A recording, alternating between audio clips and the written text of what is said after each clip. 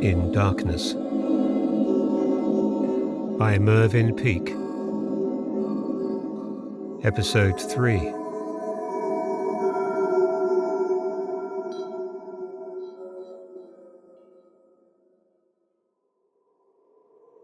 Far away, beyond the power of search, in the breathless wastes where time slides on and on through the sickness of day and the suffocation of the night, there was a land of absolute stillness. A stillness of breath indrawn and held in the lungs, the stillness of apprehension and a dire suspense. And at the heart of this land or region, where no trees grew and no birds sang, there was a desert of grey space that shone with a metallic light. Dropping imperceptibly from the four horizons, this wide swathe of terrain, as if drawn in towards the centre, began, hardly noticeable at first, to break into terraces, bright and lifeless. And as the level of the surrounding land subsided, the terraces grew steeper and wider until, just when it appeared that the focus of this wilderness was at hand, the grey terraces ceased, and there was spread out to the gaze a field of naked stone. Scattered indiscriminately across this field was what looked like the chimneys or shafts of old metal workings, mineheads, and littered here and there in every direction girders and chains. And over it all, the light shone horribly on metal and stone. And while the mocking sun poured out its beams, and while there was no other movement in the whole vast amphitheatre, there was something stirring, something far below the level of the ground. Something that was alone and alive, something that smiled very gently to itself as it sat upon a throne in a great vaulted chamber lit by a crowd of candles. But, for all the effulgence thrown out by these candles, the greater part of the vault was thick with shadow. The contrast between the dead and glowing light of the outer world with its hot, metallic sheen and the chiaroscuro of this subterranean vault was something that the goat and the hyena, insensitive as they were, never failed to be aware of.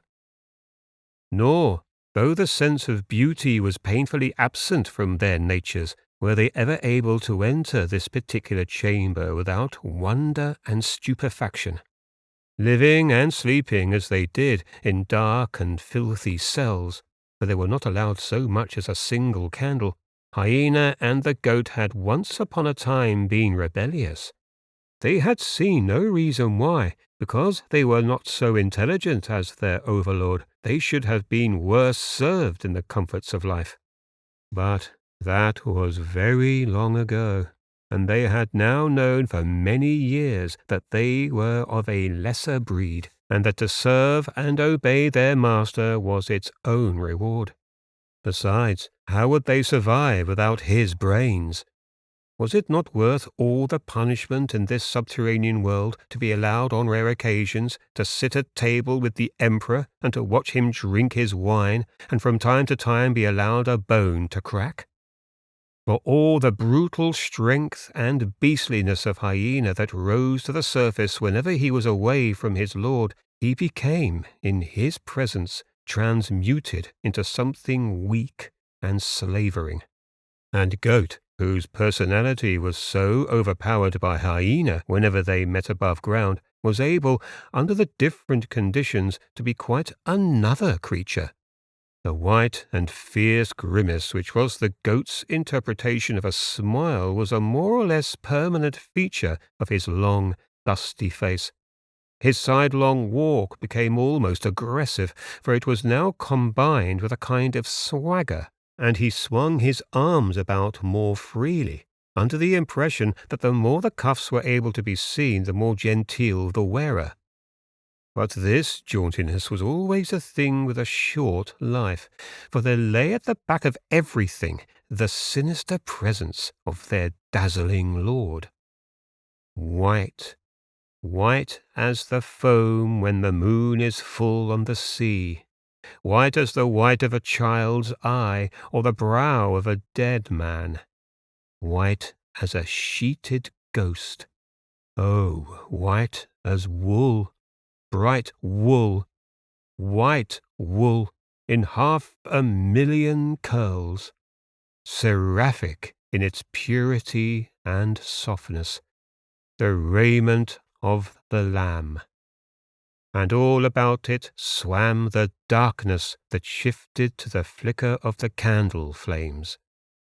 For it was a great vault of solemn proportions, a place yawning with silence, so that the movement of the little flames was almost like the sound of voices.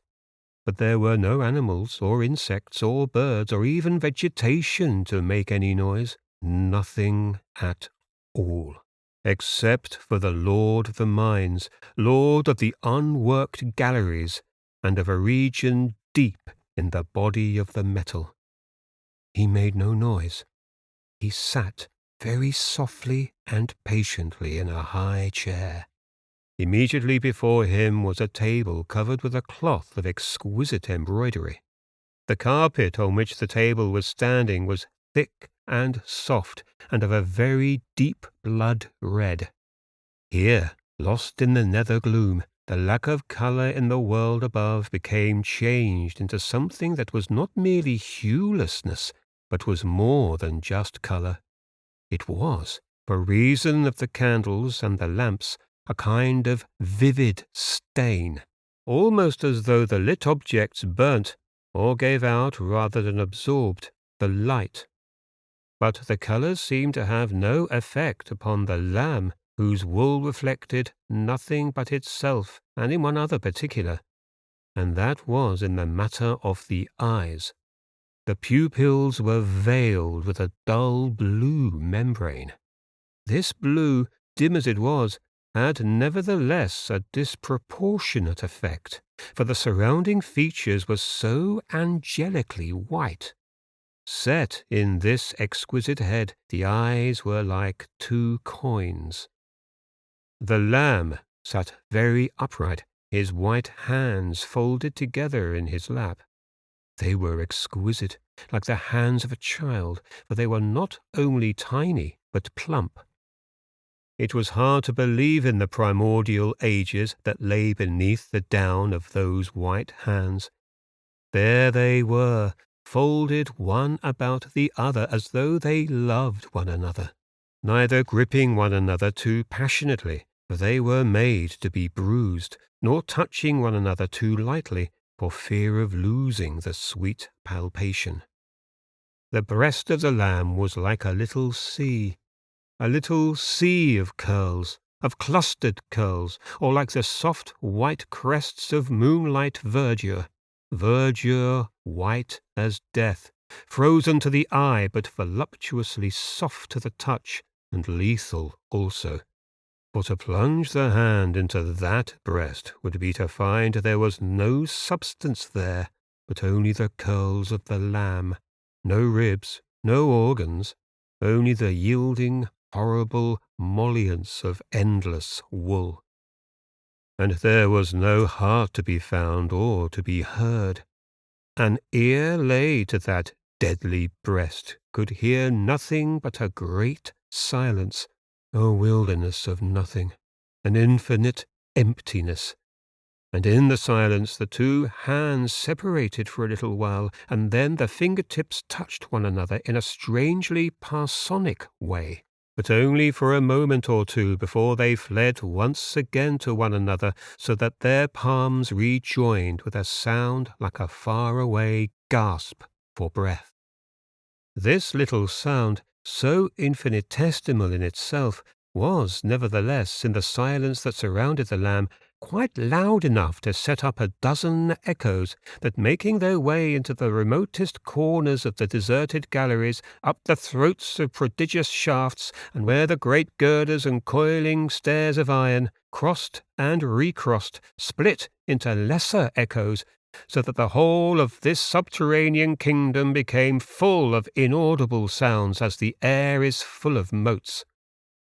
It was a place forlorn, an emptiness.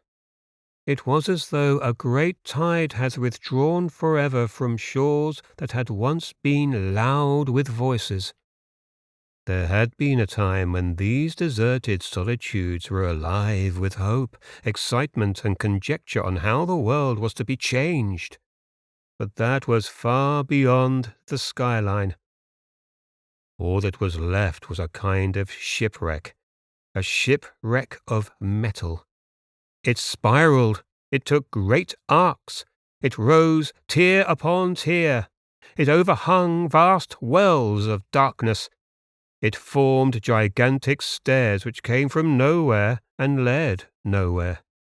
It led on and on, vistas of forgotten metal, moribund, stiff in 1,000 attitudes of mortality, with not a rat, not a mouse, not a bat, not a spider.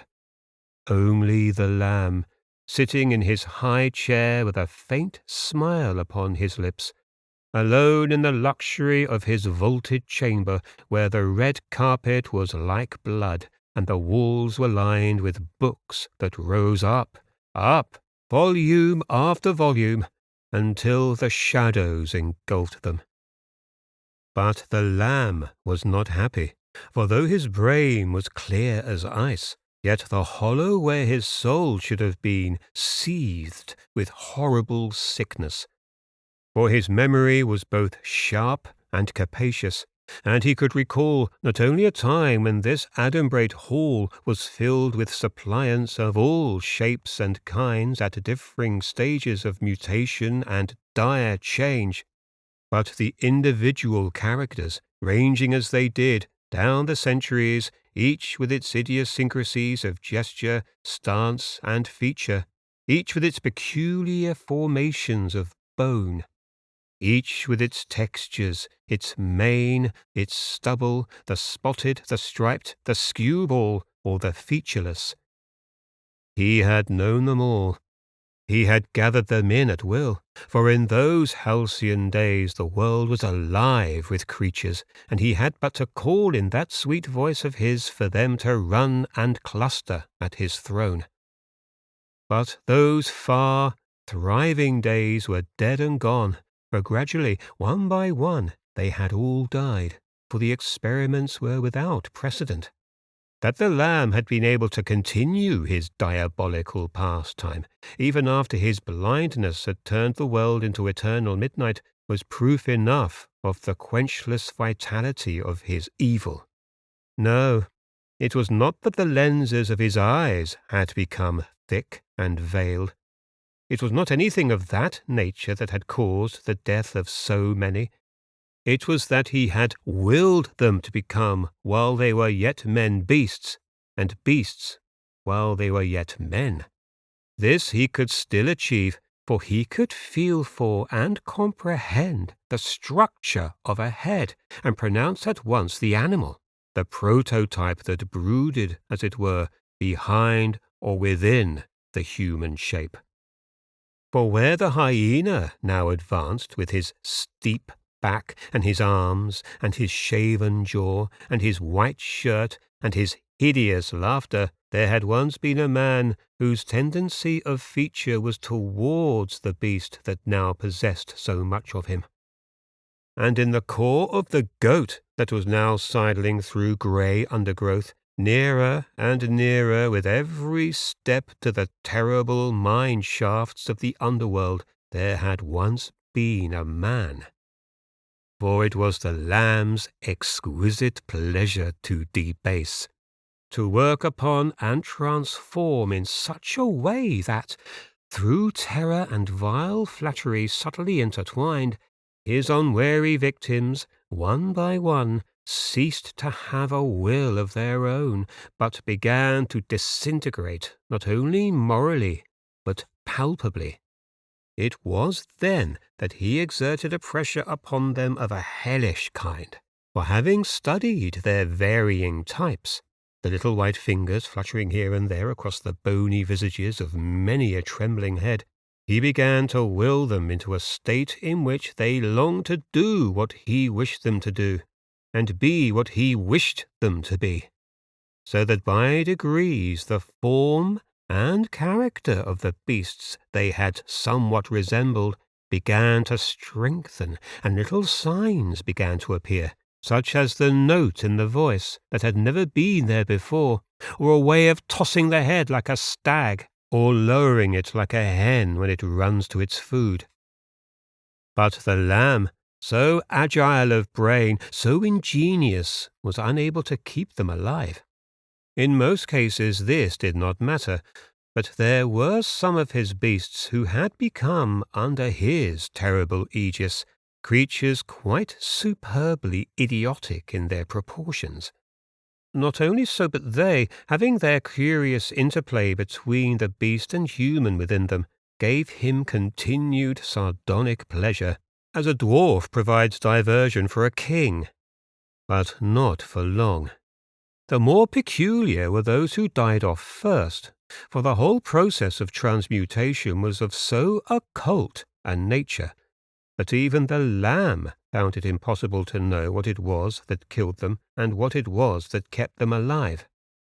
Why it was that somewhere in his complex make-up the lamb had not only an angry, acrid fire burning like an ulcer, no one can tell, but it is true that the very sight of a human being caused the colour of his flesh to change, so that it was not only a diversion on his part to drive a human soul into the deep and to find in there its equivalent and counterpart among the masks of the world, but it was a loathing also, a deep and burning hatred of all humans. A long time had passed since the last death, when a Spider-Man cried out for help, curled up, withered before the eyes of the goat and the lamb, and disintegrated into dust, all in a moment. He had been, for the lamb, some kind of companion for those rare occasions when the lamb was in a mood for company. For the spider had retained the quality of its brain, which was an interwoven and tenuous organ, and there were times when, the lamb sitting on one side of a small ivory table and Spider on the other, they pursued long intellectual battles with some remote affinity to chess. But this creature had died, and all that was left of the one-time court was the hyena and the goat. Nothing seemed to kill these two. They lived on and on. The lamb would sometimes sit and stare in their direction, and though he could see nothing, he could hear everything. So keen was its sense of hearing and of smell that though the two creatures and the boy were still long leagues away, yet they could even now be heard and smelt distinctly by this white overlord as he sat very upright with his hands folded. But what was that faint and unfamiliar scent that came floating to their minds along with the more pungent odours of the hyena and the goat? At first there was no change in the position of the lamb, but then, though the white head tilted back, the rest of the body remained immobile. The milk-white ears were pricked forward, and the sensitive nostrils quivered with the speed of an adder's tongue, or of a bee's wing when it hovers above a flower. All about him in the darkest areas, or where the lamplight gloated on the terraced spines of his library, something quite different was at large, a sense of quickening. The inscrutable lamb, who had never been known to show his feelings, had parted for a moment with his own nature, for not only had he withdrawn, as it were, his head upon his shoulders, thus accentuating the rigidity of his posture, but an all but invisible tremor passed over his blind face, for the smell of life approaching grew keener every moment, though the distance between the subterranean mines and the stumbling trio was still a matter of many miles.